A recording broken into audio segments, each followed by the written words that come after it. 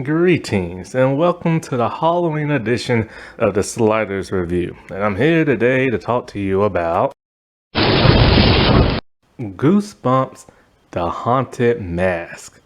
And this is probably by far universally loved by the entire fandom of Goosebumps. Some have considered this the greatest Goosebumps episode of all time. And I mean of all time. Even the books. People love this episode. I believe it might have been even the first episode to air. But it aired that night because it was an hour special. They didn't try to cram it in 23 minutes. Oh no, they went the full hour length with this thing. And thank God they did. Because if they would have tried to cram it, it would have been cluster filled, you know? But they took their time and they gave us something amazing. And I absolutely love it. My problem is, for some bizarre reason, till this day, in the year 2021, they will not release this on DVD for some reason. Only on VHS. I have no idea why. There's a couple of Goosebumps that haven't hit the DVD circuit, but it's only a few. Like Cuckoo Clock of Doom, that's one. And this one is another. That was even stranger. It's the Haunted Mask 2. That's out on DVD. So I don't understand why the first one isn't. But anyways, what is so great about this is a lot of people can relate to Carly Beth, especially those that have been bullied at school and constantly getting made fun of, and then wanting to like seek revenge, or is like, you know, tired of who they are and want to be somebody different. And that's exactly what happened to Carly Beth in this episode. So it starts off at night. It's Carly Beth and it's her friend Sabrina, and they're walking through a pumpkin patch. Now, Carly Beth is literally the type of person that is scared of her own shadow. I kid you not, the girl is terrified of like everything. Like if you like startle her, she like freaks out. People know this, and because of this, they make fun of her and they constantly scare her. So they're in the pumpkin patch and looking for a pumpkin. And Sabrina, even though she's her best friend, even she can't help but to make fun of her and make her scared. She freaks her out a little bit. She laughs at him when Carly Beth is telling, like, you know, Sabrina, like all the cruel stuff everybody's doing to her. Sabrina laughs. I'm like, what kind of friend are you? So then next thing you know, here comes Steve and here comes Chuck. And they scare the pants off of Carly Beth. They ridicule her a little bit. She's upset. She wants to know why it's always her. And Sabrina tells her because, you know, or I think Chuck tells her something like, you're so scareable or something like that. So that's why everybody always targets her. So, like, you know, I think at some point when she gets home, her mom tells her she made her like a duck costume for Halloween. And like, she wanted to show her something. It's a head sculpt her mom made for her. And it looks for the most part kind of like her, but in the face, it kind of doesn't. The hair does. And Carly Beth asked straight up, why'd you make this for me? And her mom tells her, silly, I love you, that's why. Even Carly Beth's little brother makes fun of her and scares her and stuff. Like, poor girl. Like, seriously, like, you know, like when you're in school, like you're one of those type of people. Everybody in the world, you're either you've been bullied, or you were the bully, or you watched somebody be bullied. And the thing about getting picked on is like, I remember there was this guy at school. He got picked on a lot, and I mean a lot. And I felt bad, like, you know, like he would always try to like talk to people and like try to like be friends, and nobody wanted to talk to the dude, try to be his friend, because like they knew if they would have talked to him, they would have got picked on themselves. So it was kind of like, I tried to be nice at some point in time and talk to him, but at the other time I kind of didn't want to have nothing to do with the dude, and I felt bad, you know, because it was kind of like, I think to myself, God, man, like if I hang out with him, I'm gonna get bullied too, because them kids were like mean in school and crap. It's a shame how little kids are. Like, I don't understand what is wrong with little kids. Why they're the way they are, and why they're so mean and cruel. Maybe everybody in the world really is just messed up. Like, who knows, you know? And so, like, when she's at school, so the next day at school, something terrible happens to Carly Beth. Like, I remember, like, the night before, she was telling Sabrina how they put, like, a live octopus or a dead octopus, like, on her. Well, when they was at school, they was at lunch, and she's talking to Sabrina, and then she's eating her sandwich. All of a sudden, the boys like distract her, Chuck and Steve, and then they put like a giant worm in her sandwich, and she bites down on it, and she's chewing, not realizing that there's a worm in her sandwich. She freaks out. Everybody is laughing at her. She's to the point where she's in tears, and Sabrina can't do nothing like to help her. So like Sabrina, so she tells like Sabrina she wants to get them back. Like she just wants to like, just like get her revenge and stuff. So in a hysterical rage, she goes to like her home and she sees the duck costume on the bed and she just rips it up and just shreds it with her hands like she's crying. And you can't help but to feel sorry for the girl, man. Like you just want to go through the computer and like computer with the TV screen and just give her a big hug and let her know it's gonna be okay, you know? So then she gets like all of her like allowance or babysitting money or whatever. And then she heads to like the novelty store. It's something she passed by earlier in that episode. It's really weird. Like before she leaves, she combs her hair. But I guess she wanted to make sure it's not looking like weird and nothing like that, you know. So anyway, so when she's at the novelty store, like she's looking around and she's loving what she's seeing, but she can't like quite like figure out what exactly she wants to scare Chuck and Steve. And so like the guy who owns the place is an older man wearing like a black suit and a red tie. And he's so like creepy looking.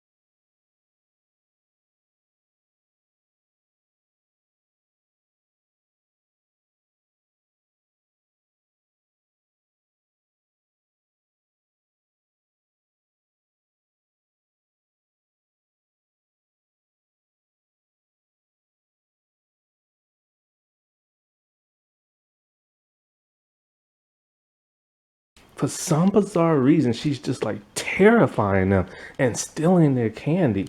And she doesn't really realize she's doing it. But then she heads to Sabrina's house. Sabrina is a gray cat. And so they go trick or treating, and she tells her where she got the mask from and all this other stuff. And as they're trick or treating, Sabrina is starting to notice Carly Beth is acting very different. Like every time she goes to our house, she's like just being rude and stuff. Like there's like a little girl and her mom, and they answer the door, and the little girl's scared of the mask, and Carly Beth just gets all in the little girl's face and says some really mean stuff.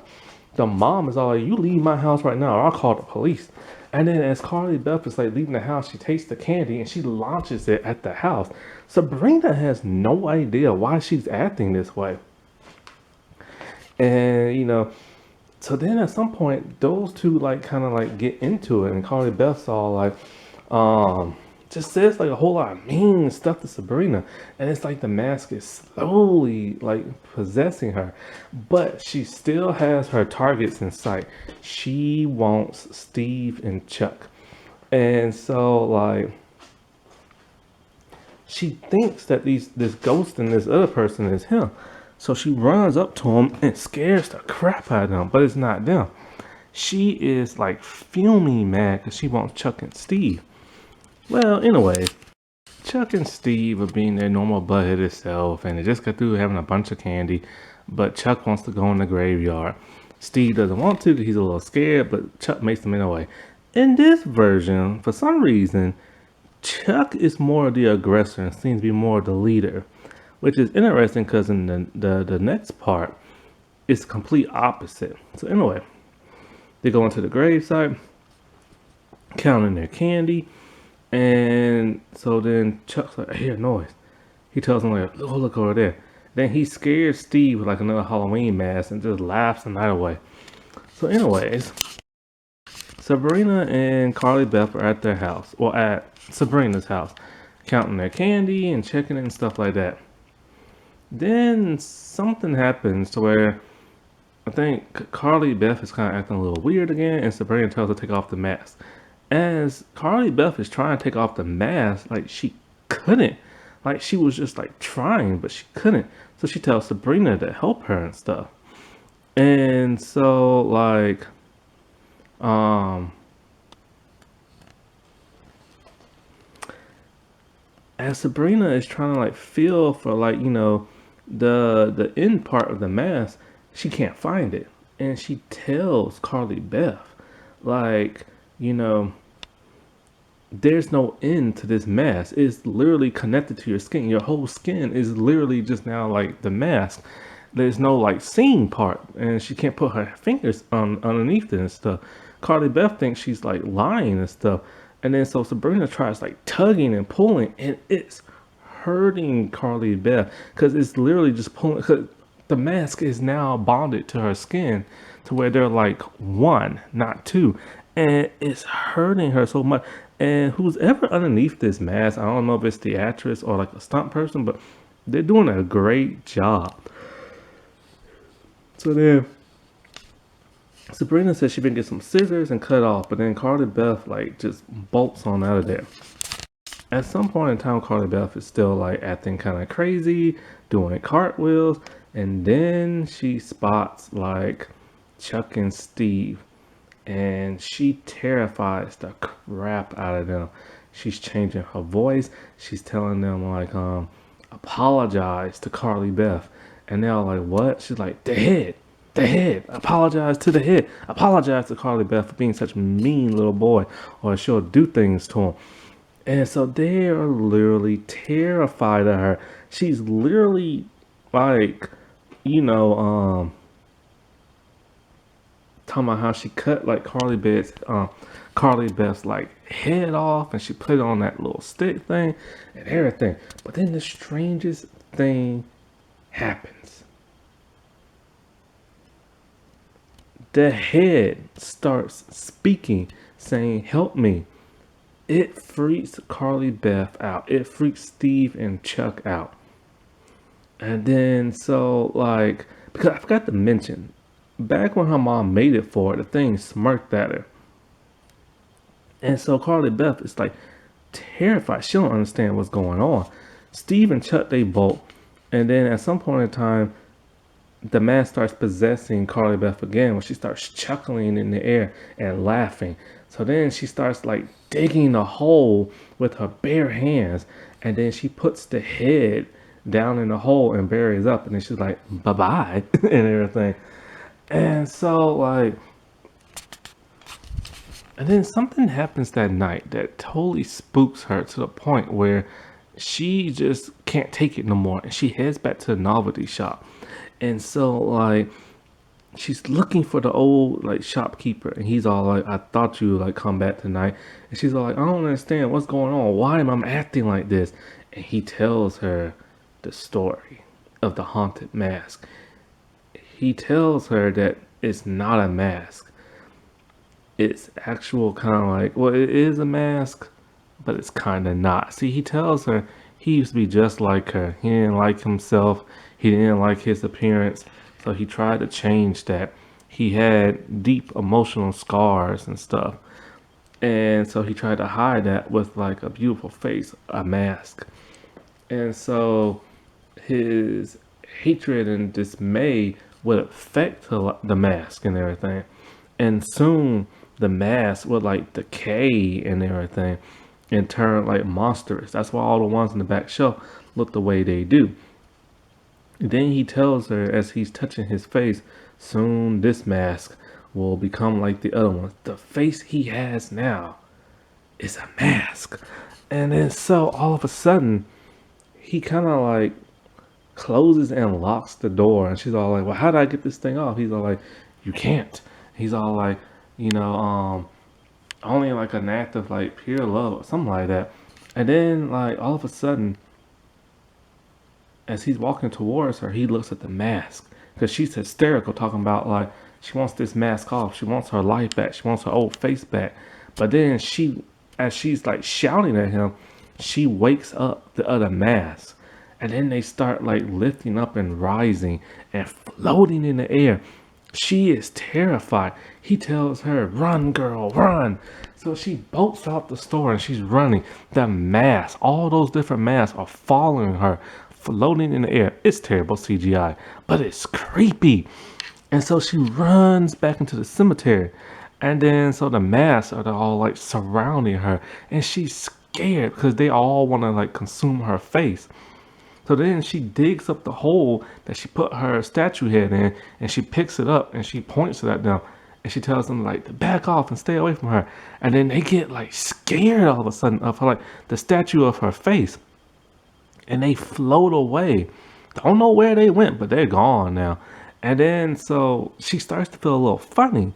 And then she realizes, wait, I can take the mask off now. So she takes it off and she's back to her normal self. And she looks at the mask and literally just says, it's just a mask. Like she couldn't like realize it. Like, so then she heads back home with the mask in hand for some bizarre reason. And her mom wants to know where she been because Sabrina called her house and stuff, and she tells her mom that she's so sorry, she loves her, and she loves the statue head, all this other stuff. At some point in time, her brother puts on the mask, and she's worried, and then it ends with R.L. Stein, like, sounding off, and man, I'm telling you, it is seriously one of the best Goosebumps episodes ever of all time. Like it's so creepy and eerie and dark. And it's a little kid show of all things. And then the next one, the Haunted Mask 2, that's even crazier. Although they do change some things around for some bizarre reason. I don't know why. Because it's like they broke their own continuity rule and retconned some stuff. That wasn't that spooky. Alright, well, I shall talk to y'all later. Bye.